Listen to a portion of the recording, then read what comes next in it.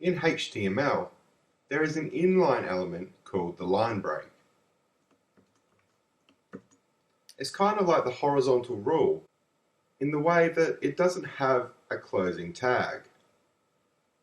As the name suggests, the line break is used to create a new line.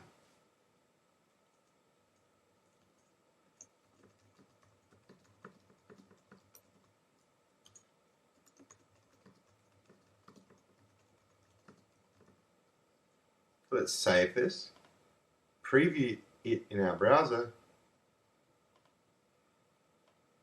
and there you go. That's exactly what a line break does. It creates a new line. So we have 2 lines of text. So now in HTML, some people like to overuse the line break. We can get almost the same output by using the paragraph tags, creating a paragraph element.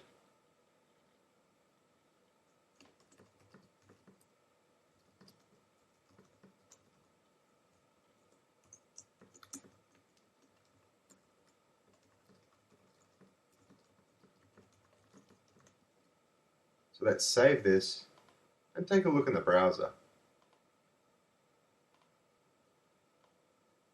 As you can see, we have relatively the same output, but the paragraph element has quite some spacing in there compared to the line break, which just creates a new line.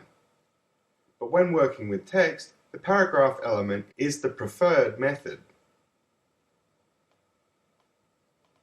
And as you can see, this looks much nicer than this.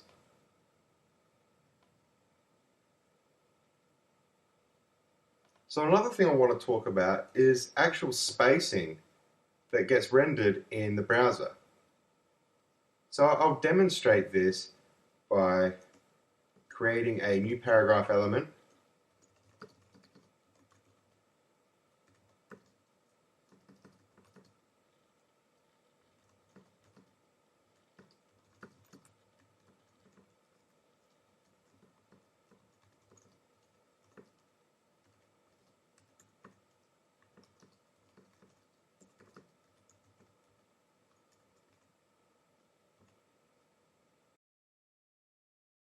As you can see, in here I've added a few extra spaces. So let's see what the browser does for these extra spaces. So save it and preview it in our browser.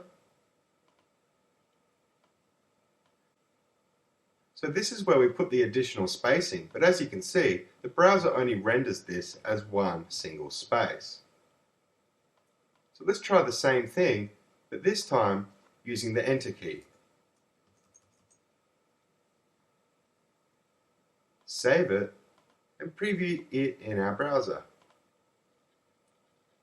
As you can see, exactly the same thing, only one space is recognized in the browser.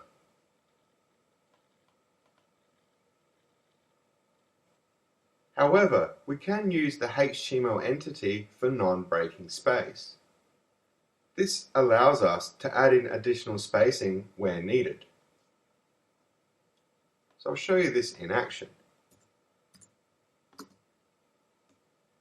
Use the ampersand, NBSP semicolon.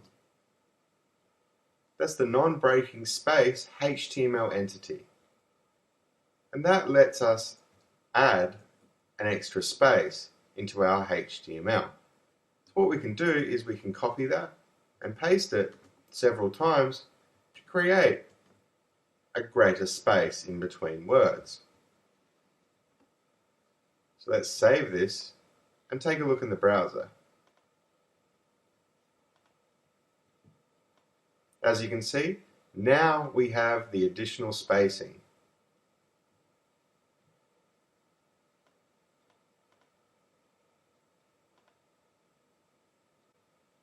I hope you've learned a little bit about the inline break element and spacing in HTML.